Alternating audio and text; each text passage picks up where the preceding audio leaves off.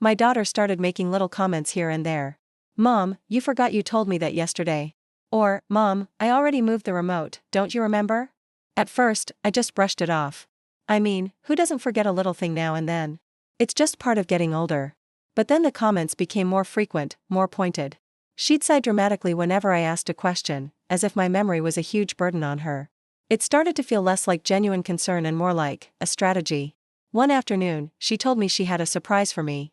She said, "I've made an appointment for you, Mom. Just a little checkup to make sure everything's okay with your memory." She said it with this sweet, caring voice, but my stomach twisted. A checkup? It felt odd.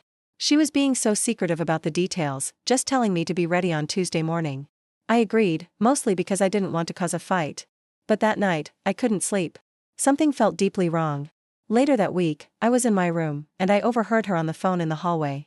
She was speaking in a hushed, excited tone. I crept closer to the door to listen. What I heard made my blood run cold. She was talking to her husband. "It's all set for Tuesday," she whispered.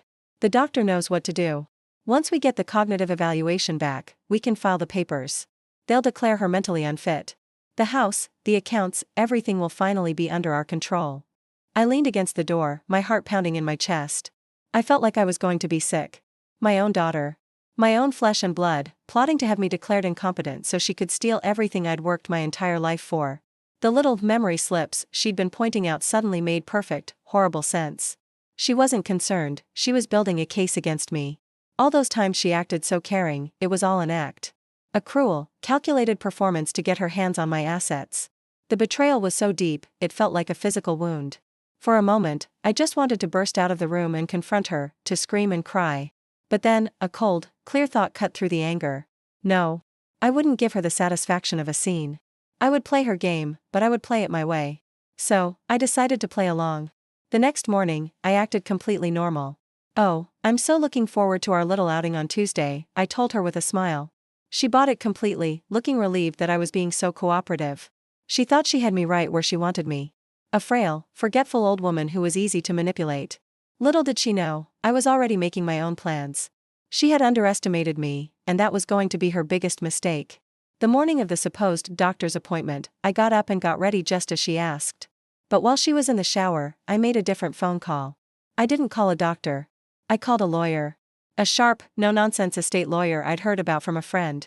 I explained the situation briefly, and he told me to come to his office immediately. "And don't tell your daughter where you're going," he advised. So, I left her a note. "Something came up, had to run an errand. I'll meet you at the doctor's office. Don't worry." I knew this would throw her off, but it would buy me the time I needed.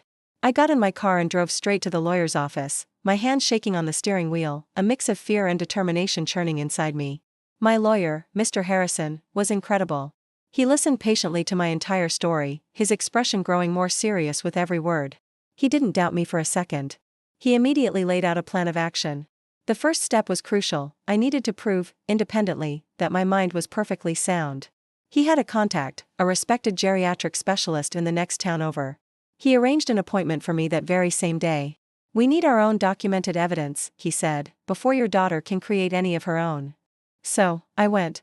The new doctor put me through a battery of tests. Memory recall, logic puzzles, conversation, you name it. It was thorough, and honestly, a bit exhausting. But when it was over, he smiled and gave me the results. "Ma'am," he said, "your cognitive functions are excellent. You're as sharp as a tack. There's absolutely nothing wrong with your memory." He printed out a full, official report, signed and dated. Holding that piece of paper felt like holding a shield. It was the proof I needed. It was my truth. Armed with the clean bill of health, I went back to Mr. Harrison's office. The next step was to cut the strings my daughter was so eager to pull. We went through everything. First, we revoked the power of attorney I had foolishly granted her years ago. Then, we changed my will. My daughter, who was once the primary beneficiary, was now explicitly written out. I made sure my assets would go to people who genuinely cared for me, and to a few charities I'd always wanted to support. Finally, we went to the bank. I closed our joint accounts, moved all my funds into new, individual accounts, and updated all the security information. I took her name off everything. Every legal tie, every bit of access she had to my life, was severed. It was a long, draining day, but with every signature, I felt a weight lifting off my shoulders. I was taking back control. A few days later, the moment of truth arrived. The doorbell rang, and I saw my daughter on the security camera, a smug look on her face. She was holding a thick manila envelope. I knew exactly what was in it. Her fraudulent papers. Her ticket to my life savings. I had already spoken to the security guard at my gated community's front entrance and given him specific instructions. I answered the intercom. Yes? I said, my voice calm and steady. Mom. Let me in, she chirped, her voice dripping with fake sweetness. I have some papers from the doctor for us to look at. I took a deep breath. I'm afraid you're not welcome here anymore, dear, I said. Her face fell. The sweet act vanished, replaced by confusion, then anger. What are you talking about? Open the gate, Mom. We need to sign these. No, we don't, I replied firmly. I know what you tried to do. And it's over. I could see her starting to panic, her voice getting shrill. What is wrong with you? Your memory really is going. You need my help, she screeched into the intercom. Just then, as planned, the security guard walked up to her. Ma'am, you've been asked to leave the premises, he said calmly but firmly. Her jaw dropped. She tried to argue, to push past him, but he stood his ground. She looked back at the camera, her face a mask of pure fury and disbelief. Finally, defeated, she was escorted away from my property. I watched her go on the monitor, and for the first time in weeks, I felt a sense of peace. That day, I learned a painful but valuable lesson. Family isn't just about blood. It's about trust, respect, and genuine love. My daughter had shown me that she was not my family in the ways that truly mattered. I spent the next few weeks reconnecting with my niece, who had always been kind and supportive, and with old friends I had drifted away from.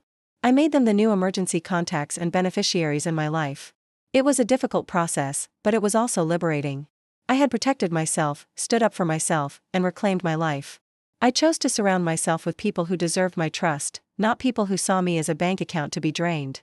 And that, I realized, was the most valuable asset I had. Thanks for listening to my story.